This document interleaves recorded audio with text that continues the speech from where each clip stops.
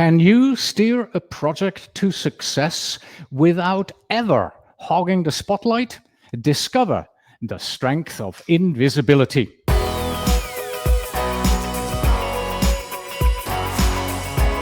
Hello and welcome back to the Project Management Podcast at pm-podcast.com. This is episode number 530 and I'm Cornelius Fichtner. Thank you so much for joining us today.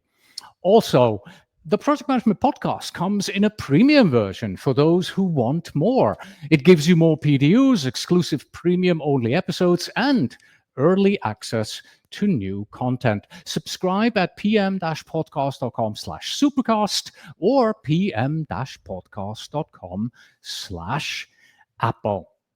Well then, today we unveil how invisible leaders drive high-performing projects. In fast-moving projects landscapes, the loudest voice is really rarely the one delivering results. Invisible leadership, now that is a power skill approach that aligns purpose, sharpens communication, and lets teams own the win. I will discuss the topics that you see listed here on this slide with our guest, Anisha Manvatkar. She is a program manager at NVIDIA and a trusted voice on AI-driven change. She's also regularly speaking at PMI events, as well as at respected academic and professional venues. She'll show us how quiet influence, clear vision, and an AI sidekick create project momentum that sticks. And she's joining us this morning from Dallas, Texas. Here we are. Hello, Anisha. Welcome to the program. Thank you. Thank you, Cornelius, for that wonderful introduction. I'm very, very excited to be here. So thank you for having me on your show. Yes, and we are so looking forward to having you. As always, remember, we are live on Facebook, X, LinkedIn. So if you have any questions and you're joining us live, please feel free to put your question into the chat. We'll bring it up and answer it live here on the program. Invisible leadership might be something that not everybody knows what exactly it is. Anisha, what traits come to mind when you say invisible leader? So as an invisible leader, I think it's a sheer attitude rather than a title. So when I say that, it's basically you have to surround yourself with a team where it's difficult to identify who the leader is. It's obviously very easy said than done. But then you have to show up as a leader. So it's basically lead by example. And you have to set the vision, make sure your project success becomes your purpose. You build the trust within the team and then let them loose. Because that's when you will see how the team builds success over success. There might be situations where people might also touch the hot plate. But then that's when you have those difficult conversations to make sure that you bring them back on track. But what you don't do is give up. So mentors or leaders, invisible leaders, never give up on the team. And when you don't give up on the team, you raise the bar and then make sure that they also rise to the occasion. So in my mind, invisible leadership is an attitude that you carry to the team and always lead by example. And how did you first discover the value of this particular style and when? So I am very fortunate to have found a lot of great mentors along my journey. So, and they practice this really well. So I started to see the benefits of it early in my career as I started. And then I started to practice it as I went on to lead teams. One of my very dear mentors gave me this example all the time, and they never gave up on me, just to be clear there.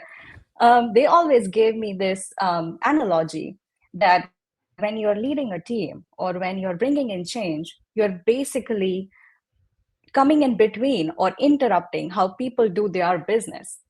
So it's like coming in front of a running bus. The bus might stop once, might stop the second time, but over a period of time, sometime there is a chance that you're going to get run over. A better idea there is to get on that bus, find a way to start talking to the driver where you have the ability to make that influence, and then take the bus wherever you want. So I think that has always stuck with me. It's very important from a PM standpoint to develop the sweet tongue. It comes in very handy. All right. Thank you very much. So, from this, shall we say, definition of what we mean by invisible leader, we are moving on to the why and the vision. Why and vision. To kind of show how a clear why aligns with change and with strategy and how it boosts engagement. So, why is establishing a purpose the essential first step here? So I think we as humans, we believe in belonging. So we like the sense of having to belong somewhere. I think it's very important for us to have the team give a purpose to rally around something. So, as it said, you need to know which hill to conquer. So, for example, if you don't know what hill to conquer, then you might just spend a lot of time wandering around aimlessly, get tired, also get lost at a point. But if someone steps in, even at a distance, says, okay, that's the peak that we are going to conquer, then even if the road is unclear, you do have a direction. So the team can basically adapt to it, refocus where needed, and also keep moving in the right direction, even if there are obstacles. So, setting that purpose or setting that vision becomes very important to rally the team in the direction that you want them to go. And you work in a PMO. So, how do you help your project managers with some practical steps and ideas how they can align the purpose of the project that they do to the company strategy and the company vision? How do you help them to achieve, to bridge that gap right there between those two areas? I think that's a very important question. And I think it's divided into three very different pieces. The first is communication, or I would say over communication. It's a very well researched study that it takes about 7 times to kind of register the message correctly. So sometimes it's over communication with the team to make sure that they have understood the company vision and the purpose behind it correctly. The second is then to identify the projects that you're doing. How do they align, or which piece of that purpose and company objective that you are targeting to achieve by delivering this project or a program that you're running? And then the last piece is to build your objectives around those strategic OKRs to make sure that you're meeting the goal and then moving the needle for your company. So I would say it's communication, identification, and then execution. So those three tied together, I think helps bridge that gap between the company strategic OKRs and your project objectives. Mhm. Are there any metrics that you measure in order to determine, oh, yeah, my team understands that vision? They really get what we're trying to do here. Is there anything that you in particular look at in order to determine this? There are a lot of metrics that you could kind of go after, but I think the most important is to see that spark of brilliance coming from the team. When they start echoing your vision and then they start going out of their way to deliver a solution or basically making sure that it's best of class, I think that's when you know that the vision has landed, they understand the purpose behind it, and you're heading in the right direction. So it's very important to understand if the team understands what you're trying to drive and that metric has been met, and you keep improving solution after solution towards the end goal. So much for the why and the vision. You already talked a little bit about communication, and I did see a presentation of yours where you spoke, I believe it was to a PMI chapter, or was it to a university? I'm not sure anymore now. And communication was also a main topic there. And you used the term Earth language and speaking Earth language. So please tell us, what does speaking Earth language look like on a daily basis? Um, so I'll give an example here. First of all, Earth language is just telling them what's in it for them. And what that means is I was seeing this Seinfeld episode, and there's this one episode where he goes to a store to buy something, and he says, "Okay, can I get soy sauce?" And the shopkeeper says, "Yes, we have soy sauce, and we have chopsticks, and we have noodles, and we have ketchup. What do you need?" And he says, "No, just give me soy sauce." So, coming back to, there can be a variety of personas interested in a variety of things, but what we need to focus is, where is that persona that you're kind of communicating with, where is their head at, what is their interest, what's going to resonate the most with them. That's going to become the earth language for them, because otherwise everything that you've been kind to knit and tell them is basically not very convincing, or probably not very useful for them to digest. I would like to give an example from something that I have seen in one of my previous programs. Is we used to get this feedback from leadership that they don't have visibility into what the team is working. So we spent a lot of dollars to basically get these custom reports and tools and all of this new technology built out for folks to enter their data and for leadership to get results out of it. We built the tool. We kept doing trainings. We kept telling people that this is what you need to do to basically keep your dashboards hydrated. You need to update the tool. We got no results, never. And we just kept going back and forth with this whole combination.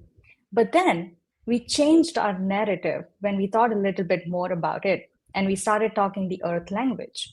What we started telling these teams is, you can get away from doing your PowerPoints and spreadsheets and doing a lot of your status updates, and all these updates that you do in different places, which can get outdated from one meeting to the other. So this is going to save you a lot of time. Just update once, and this is real time dashboards that are available for you to look at and the leadership to look at. You're basically solving the problem for yourself, saving some time, but then giving leadership what they need. And we saw a lot of progress. So we realized that it was talking in their language. It was the same message, but just said in different ways and methods that started to make more sense for them. Okay, let's try and translate this for our audience here. Do you have an actionable communication tip for us that they can apply, maybe at their next status update meeting, or just a means of improving the clarity of their communication?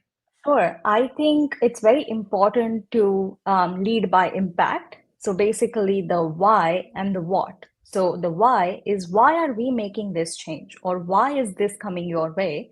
And then also saying what will change for you. So if you're doing this today, probably tomorrow you're going to do something new, but how is it going to help? So coming back to the why. So always tie that purpose to what's changing without anything that can confuse them in terms of extra knowledge. Sometimes the emails kept going like 2 pages and nobody reads it. So you need to be very succinct and concise in what message you want to deliver and what you want them to do. So I like to use this format, like what's happening, what's in it for you, and what actions we need. I think it's pretty simple, smaller format, and that makes you think, like, is this really relevant to the audience? So I think that has helped me. Probably it helps our audience too. Yeah. I was laughing when you mentioned the long email, because I recently sent a very similar email to 3 or 4 people asking them for their support. It was a hugely long email. And one person just wrote back, "many words." So that kind of, to me, was like, okay, I think I need to be more succinct here. All right. From clear communication that we see here on the screen, we are moving on to this here, which is deliberate planning. Which planning checkpoints would you say, Anisha, keep projects on a reliable route? What did you recommend us? In a project, I think two things that I really think are very important. One is the daily stand-ups, and two is the retros. The daily stand-ups is basically a place, or it helps the team huddle and see if we are still on track. And if not, then it helps to see where we need to pivot, what do we need to do to get back on track, how do we basically re-strategize and make sure that we have a path to green. um, Change is constant. So this becomes very, very critical for the team to come back and say, okay, we are still on track, or maybe no, we are not on track, and this is going to stop us. So it's a great time for team to come back, have a quick chat of what's happening, make sure everybody is aligned to all the moving pieces in the program and collaborate. And the second is retros. A lot of times it's taken very lightly, but I think it's very, very important to have those retros to basically fail fast, learn fast. It's important for the team to know what went well, what did they do like really well, and then how they can scale it to maybe other areas which are not doing so well. And then also get back to what's not going well, and then make sure that they make some pivots, some changes to become successful. So I think two checkpoints, daily stand-ups and retros become very important as we go through these programs. Mhm. Right then. So stand ups and retros, made a note here. What about the planning in all of this, right? Because we said right now this is about deliberate planning. What makes the planning for these deliberate? What are some ideas, some habits, maybe even, that you need to get into to make sure that your stand ups and your retros are really delivering on what you hope you would get out of them? I think a precursor to planning is basically not making any assumptions. So I always go back, even as part of communication, is not making any assumptions at any stage in the program. So even precursor to planning is not making any assumptions. Maybe have a high level plan ready with you, and then communicate with your cross functional collaborators, leads, technical picks if you have any. They will be able to tell you if this is making sense, if they can commit to what you're saying. That will give you a sense of where you are headed. They can also help do a little quick peer review and say, this is absolutely not working for us. So then you might have to think of some other plan or have a backup. Or they might say, we can do this, but we have 10 different dependencies that we need to take care of. So then you can put that into your plan and see how it goes. And are you still meeting the committed timelines or your milestones or the deliverables that you are basically planning for? So I think to make your planning successful, a prerequisite is to make sure that you're not making any assumptions and asking the right questions to the right people to make sure you have all the information to make that high level plan successful. Mhm. In IT product, there's always time pressure, right? Speed is of the essence. We would like to have this new feature done 5 years ago, if possible, right? So, how do I balance speed of delivery against thoroughness of planning? Where are you there with your thoughts, right? I was laughing when you asked that question because I literally live that every day. But under pressure, basically perfection can become a problem in your delivery to the progress. So it's important to know what's good enough first. And second, there are basically a lot of milestones that have a lot of dependencies. So you have to keep a very close eye on such milestones, like the critical milestones having high dependency, or basically something that is going, that this is going to cause a train wreck. So you need to have a backup to that. You need to make sure how you're going to foresee that coming your way and have a mitigation plan ready. So I think the best way to do this is to make sure that you do your peer review with your colleagues, with your team, have those checkpoints, make sure these critical milestones are met without any hurdles or any obstacles, and be very clear of your critical path. Mhm. Thank you. And from here, we're moving on to something that is close to the heart of your company, and that is AI leverage. And I clearly want to say here that when we originally, planned this out, the one thing that we discussed, what was the focus going to be here of this segment, is we want to treat the AI as a coworker that accelerates our work and helps us with the analysis and decision support. So this is not AI as a replacement for people. This is AI as support. Therefore, my first question for you, Anisha, which project activities truly gain most from AI strength? I think there are a lot of use cases for AI now that everybody has started to use this. Throughout the program lifecycle, there are a lot of use cases that you can use AI. But in my mind, the most important where AI has helped a whole lot is summarization, documentation, and communication. So let's look at summarization a little bit. It's basically when you take your meeting notes or you take your discussions that happen throughout the teams now, because everything is mostly global, you do have the ability to have recordings and transcriptions, but they are so long to go back and refer to, hardly anybody has the time to do so. So it comes very handy when you can summarize it so easily and in succinct fashion, so that now you can send it out in the emails that we said previously, which are very objectively crafted. The second is communication. That same whatever you have collected as data now can become source for good communication. You can actually alter it, change it based on your audience, make sure it's very relevant for them, making sure you speak the earth language even in your email communication. And then the last piece is the documentation. That's a heavy lift for a lot of companies and organizations, because it takes a lot of intensive effort to make sure you have crisp yet all covered documentation. And sometimes we miss the boat on that. But now AI can be an helping guide to make sure that it's creating FAQs for you. It's making sure all your documentation is correctly crafted and drafted so that you can use it, and it's easy to basically just give out those or hand out that documentation to your users. So I think it's communication, documentation, and summarization that has basically helped a lot, especially in the program management space. Okay.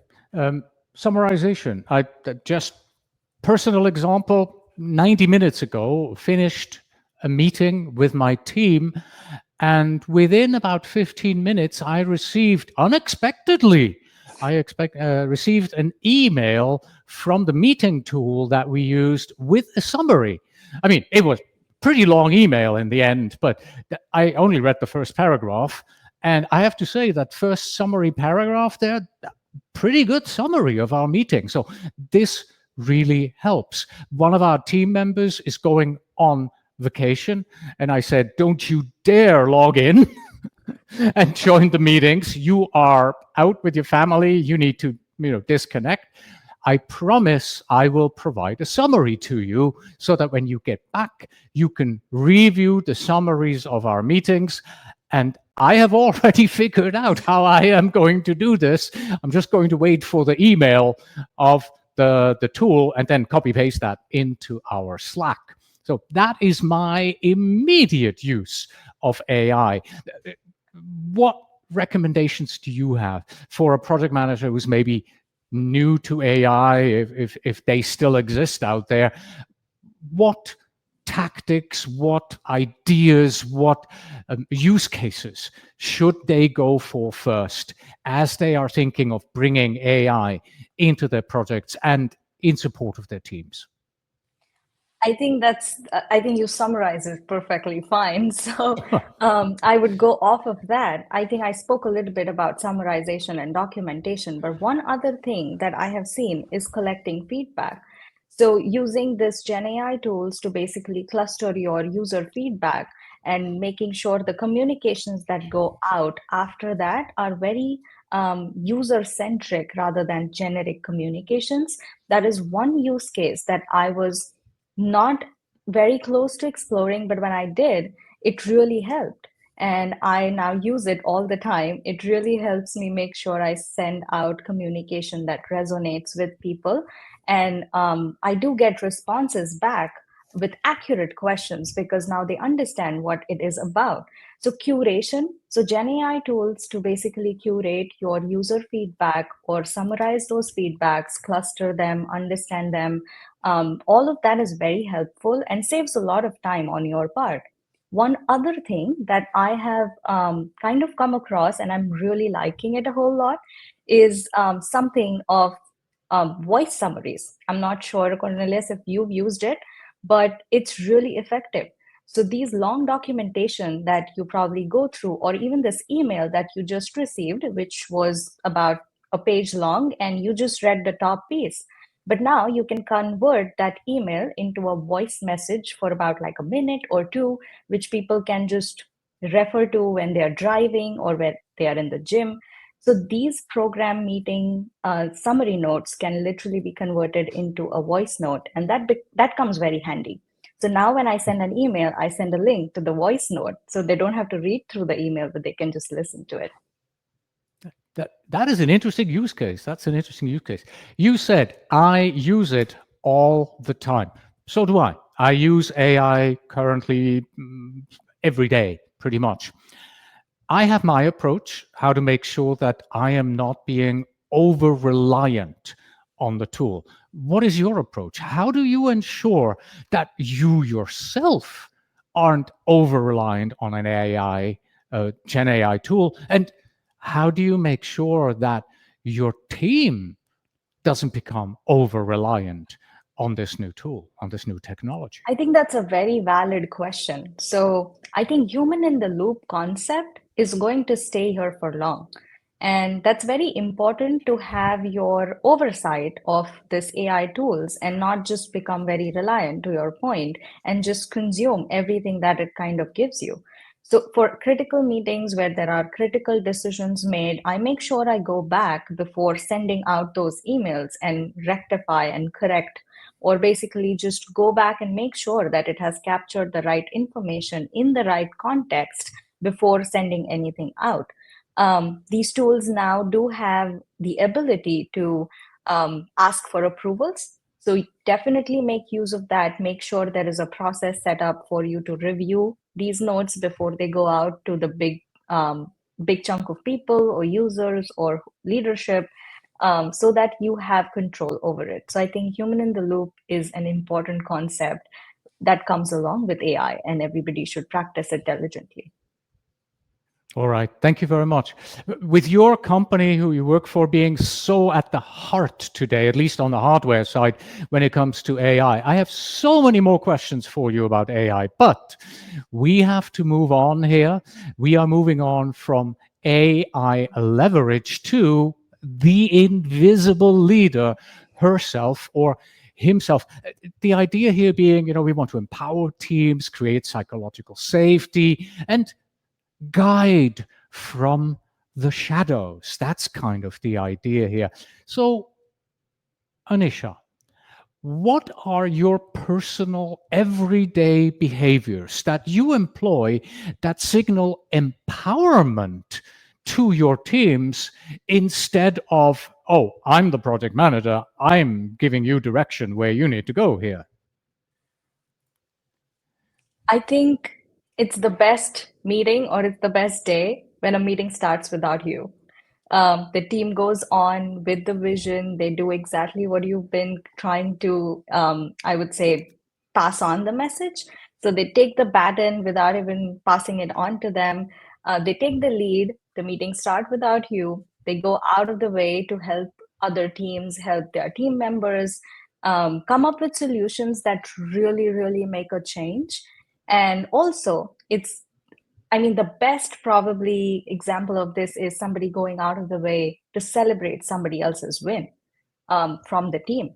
And I have seen some of the folks get like a bun cake to celebrate a win in the team. And I was like, that is amazing, because I feel that then I have done my job correctly if the team is able to carry that message forward and kind of influence others to do so as well.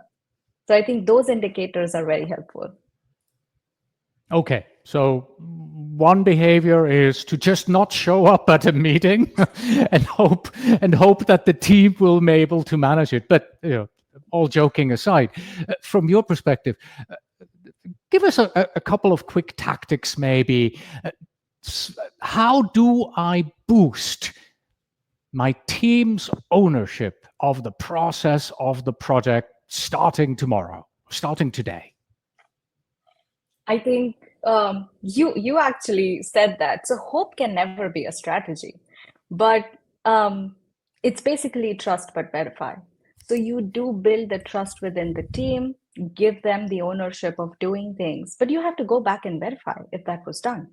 And then when you see that it's not happening to a point, that's your hot plate. So when it's mild, um, it's the first time probably. The second time, it probably has a conversation around it. The third time, it's a discussion. So you need to make sure that you move in that direction, get everybody aligned to your thought process. But I think trust but verify always within the team to make sure that it's going in the right direction, and do not rely on assumptions and hope as the strategy. All right. Thank you very much for claiming that it is my quote. I quickly So went in and Googled this. It is actually by Vince Lombardi, the legendary Green Bay Packers coach, who said this. But because of that, I've now kind of lost my place. Where are we? Oh, yes, we are talking about the invisible leader. How do I, as the project manager, I'm responsible for this, I have accountability for this project. How do I step back, but make sure that I'm still the accountable person here? How do you balance these two things, being accountable versus I want to step back? I think I'll lean on the answer that I gave before. It's Okay. always trust but verify, but also stay very plugged in within the team. What that does is two things. One, they know that you're always there to cheerlead or basically guard when needed, when there are obstacles coming their way. And then it also, as a project manager, it gives you the ability to foresee where that train wreck might happen. So always stay plugged in with the team to make sure you have constant touch points to see if everything is going fine and not going fine. Um, and then the second piece is have very clear directions. Sometimes uncertainty can cause a lot of, I would say, pressure on the team. So it's important to let them loose, but give them clear direction and guidance as to what direction they need to follow, and then follow them through the path so that if they get stuck, you are there to help. That kind of builds that accountability, trust with the team, and also helps when you have to step back a little and then you see them taking the lead in things that you probably were doing until yesterday. Wonderful. Thank you very much. Now that we have sort of defined the invisible leader, we also agreed that there is one more topic that we need to talk about. And that's our final topic before we get to the take action here. This is the change mindset, building a culture where continual change becomes normal and is welcome. So, Anisha, what does a change ready culture look like day to day? I think change is absolutely constant. So, change management thought process is something where you see that everybody believes that there is still room for growth. And then the second is they are willing to take that feedback and actually put it into action. I have seen both. I have seen where there is no appetite for feedback, but then in a second scenario, there is some appetite for feedback, but there is no execution happening. So, in a change ready mindset, I would say there is appetite for taking that feedback. Second, they execute that feedback to basically make sure that they're getting better each time.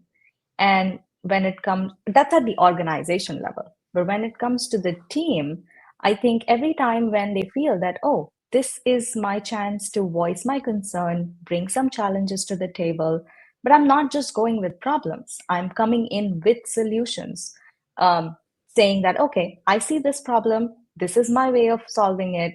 Do we all agree to it?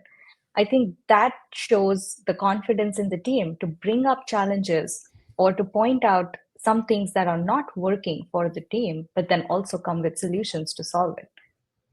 Mhm. The title of the slide that we have here is the change mindset. So let's talk a little bit about the mindset here. Uh, And I'm looking for some actionable tips here for our audience. How do I help my team to have a change mindset? How do I foster that change mindset? Is it just something like simple as, at the next retrospective, let's talk about what did work and what didn't work, and well, let's change the things that didn't work. Let's come up with solutions for that. Is that all it takes? Would you go into a different direction here? I do agree with what you're saying, but I think there are a couple layers to it when it comes to actually dealing with teams and people. So to answer your question, what would I do to instill that mindset? I think have an open forum where folks can come in and talk about things, and they're not getting judged for it, but you're giving them a solution or a path to go and follow, so that they can get out of that problem or get better or something that can help them. Just a quick, I'm just pulling this out of something that I did previously with one of my teams that I led in one of my previous organizations. And we had this curiosity and cribbing session. It's basically where you can come, you can talk about whatever is concerning or burning for you at this point in time and get maybe a hearing ear, I mean, just a listening ear, or get a solution. I might not be in a position to solve it immediately, but I definitely will hear your problem and then give you my 2 cents on whatever it is. I think it really helped because initially there were people who came in and talked about, okay, this is not working for me. This does not sound correct. Can we change this? Can we do that? But as we went forward and when they saw that we are integrally getting involved to help them solve the problems, we saw the change. And when next time they showed up to the meeting, they were like, this is my problem, but this is the way I think we can solve it. And can you help? And we were like, this is great because now the solutions are also coming along with the problem. And that really helps because it's already validated, approved, and the process to adopt that solution becomes very easy. Lovely, wonderful, wonderful idea in order to move forward here, and this really takes us into the more ideas, please, Anisha, segment of our program here. Final topic is take action. We talked about so many things in our conversation here today. Can you give us two ideas for our audience? What can they do to embrace what you suggested to become the invisible leader and move forward? Where do we start? I think the first one is definitely do more for your role than what your responsibility is. Always step up as the invisible leader, raise your hand for things that nobody else probably wants to do.